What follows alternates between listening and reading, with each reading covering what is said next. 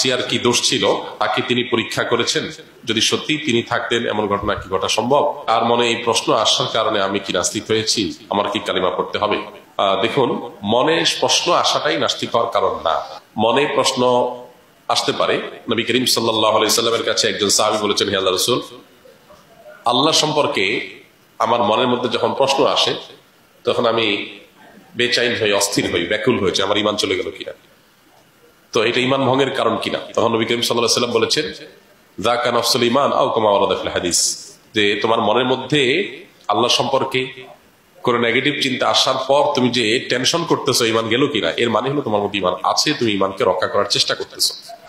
তো ইনশাআল্লাহ এই প্রশ্ন আসার কারণে আপনি বেঈমান হবেন না, নাস্তিক হবেন না। তবে আমি আপনাকে বলবো যে এক শ্রেণীর ইসলাম এবং মুসলিম বিদ্বেষী প্রচন্ড রকমের ইসলামোফোব মানুষ আছে, যারা নিজেদেরকে হয়তো নাস্তিক দাবি করে। এরা বিভিন্ন রকমের ইস্যুতে, বিভিন্ন আপনার ঘটনাকে কেন্দ্র করে তারা নানা ধরনের প্রশ্ন ছুড়ে দেয়। এই প্রশ্নগুলোর উদ্দেশ্য হয় ঈমানদারদের মনের মধ্যে সংশয় সৃষ্টি করা। মনে রাখবেন, সংশয় সৃষ্টি করা এটা এমন একটা কাজ, একেবারে শতভাগ প্রমাণিত বিষয়ের মধ্যেও কেউ সংশয় সৃষ্টি করতে পারে। এটা এত ইজি এবং এত সহজ একটা কাজ যে এটার জন্য খুব বেশি কসরত করার প্রয়োজন হয় না। আপনার জন্ম নিয়ে যদি আপনাকে সংশয় সৃষ্টি কেউ করতে চায় যে তোমার আসলে বাবা কে, এ লোক তোমার অরিজিনাল বাবা কিনা, তো নানাভাবে আপনার মধ্যে সংশয় সৃষ্টি করতে পারে। কোরআনে কারিমে আল্লাহ রাব্বুল আলামিন একটি নির্দেশ বারবার করেছেন। কোরআনের মিরাকল গুলোর মধ্যে থেকে একটা হলো কিছু কিছু নির্দেশ যেগুলোর বাহ্যিক বা খোলা চোখে বোঝা যায় না আল্লাহ কেন এই নির্দেশ করেছেন, কিন্তু নানা পরিস্থিতিতে পড়ার পর আমাদের কাছে দিন আলোতে পরিষ্কার হয় কেন আল্লাহ এটা বলেছেন। যেমন কোরআনে কারিমে আল্লাহ তাআলা বারবার করে একটা নির্দেশ করেছেন, সন্দেহকারী, সন্দেহ পোষণকারীদের পিছু নিও না বা তাদের অনুসরণ করিও না। যারা মানুষের মনের মধ্যে সংশয় সৃষ্টি করে, শয়তানের কাজ ওয়াসওয়াসা সৃষ্টি করা, সংশয় সৃষ্টি করা। এই সংশয় সৃষ্টি করে একটা স্টাবলিশড বিষয়টার ব্যাপারেও মানুষের মধ্যে দোদুল্যমানা ভাব তৈরি করা যায়। এই কাজটা যখন করে, আপনি সেই সব মানুষদের বক্তব্য শোনা বা তাদের মধ্যে বিচরণ করা, এটা আপনার নিজের ইমানি সেফটি যখন খুব স্ট্রং না হবে, তখন সেখানে গেলে আপনি বিভ্রান্ত হবেন এবং ইমান হারা হবেন, এর সম্ভাবনা জোরালো। আপনি যখন প্রতিকূল কোনো পরিবেশে যাবেন, তার সাথে লড়তে হবে, তখন আপনার সেই সেফটি বেল্ট স্ট্রং থাকতে হবে। সেফটি বেল্ট স্ট্রং করা ছাড়া চাবেন, সেখানে বেঈমান হতে হবে আপনাকে। এই সময় অনেক লম্বা চড়া কথা বলার সময় আমাদের হাতে নাই। আমরা শুধু এটুকু বলবো, যে কোনো মানুষ কোন জুলুমের শিকার হয়েছে, কেউ কোন বিপদের মুখোমুখি হয়েছে, এই সমস্ত ইস্যুতে এক শ্রেণীর ইসলাম এবং মুসলিম বিদ্বেষী নাস্তিকেরা তারা বড় করে প্রশ্ন তোলে যে আল্লাহর অস্তিত্ব যদি থাকতো, তাহলে আল্লাহ থাকতে এরকম একটা অন্যায় কাজ কিভাবে হয়। এটা খুবই হাস্যকর একটা প্রশ্ন। কেন হাস্যকর প্রশ্ন? আল্লাহ তাআলা তো পৃথিবীটা তৈরি করেছেন, এখানে যাকে যা খুশি করবার সুযোগ দিয়েছেন। বিচার দিবস আল্লাহ তাআলা কেন কায়েম করেছেন? যদি পৃথিবীতে সব কিছু সিস্টেম মতোই চলবে, তাহলে আর ইয়াউমুল আখিরার বিচার দিবস কেন? জান্নাত জাহান্নাম কেন? এই প্রশ্নটাই একটা অবান্তর প্রশ্ন। পৃথিবীতে বহু কিছুই ব্যত্যয় হবে, ব্যতিক্রম হবে। যারা ব্যতিক্রম করবে তাদের শাস্তির জন্য জাহান্নামের আয়োজন রয়েছে। আল্লাহ তাআলা সে স্কোপ দিয়েছেন, কেউ চাইলে ভালো হতে পারে, কেউ চাইলে খারাপ হতে পারে। এই অপশন খোলা আছে, আল্লাহ তাআলা খোলা রেখেছেন। অতএব আল্লাহ থাকলে এটা কেমনে হলো? এই প্রশ্নটা একেবারেই হাস্যকর প্রশ্ন।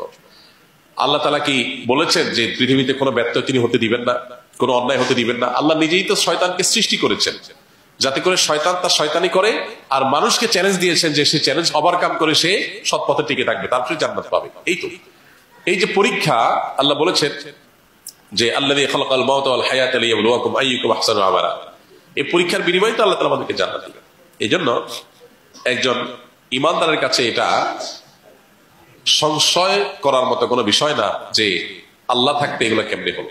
এক। দ্বিতীয়ত হলো, কোন মাজলুম জুলুমের শিকার হলেন, আজকে আসিয়া হয়েছে, কালকে অন্য কেউ, এই জুলুমের শিকার মানুষ জুলুমের শিকার হয়েছে, এর মানে এই যে আল্লাহ তাআলা তাকে পরীক্ষা করেছেন। ছোট মানুষ, তার আবার পরীক্ষা কিসের?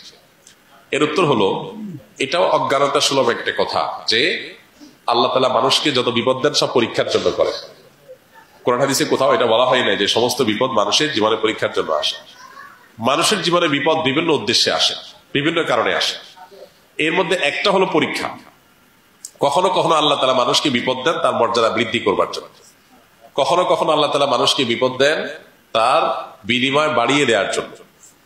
এখন একজন ডাক্তার তিনি তার একজন পেশেন্টকে কয়েক ঘন্টা ধরে অপারেশন করলেন, কাটাছেঁড়া করলেন, একেবারে তার কোনো অর্গান কোনো অংশকে টুকরা টুকরা করলেন, বিভিন্ন ভাবে জোড়া সেলাই করলেন, বেঁধে রাখলেন, হাত পা বেঁধে নিলেন, অনেক কিছু করলেন।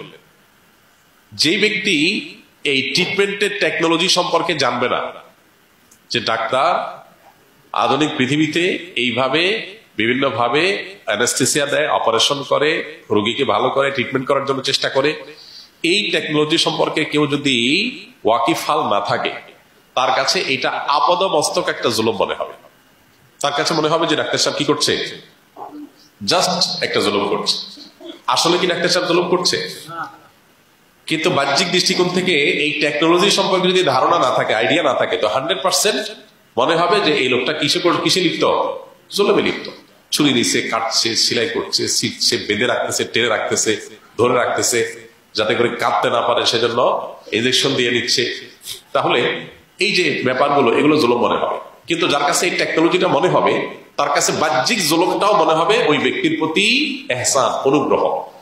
আল্লাহ রাব্বুল আলামিন দুনিয়াতে কাউকে যদি কোনো কষ্ট দেন, কোনো কষ্টের মধ্যে ফেলেন, আর এর বিনিময়ে তাকে যদি অনন্তকালের জান্নাত দেন, তাহলে তার এই সামান্য সময়ের কষ্ট অনন্তকালের জান্নাতের বিনিময়ে এটা তার জন্য লাভজনক না লসের?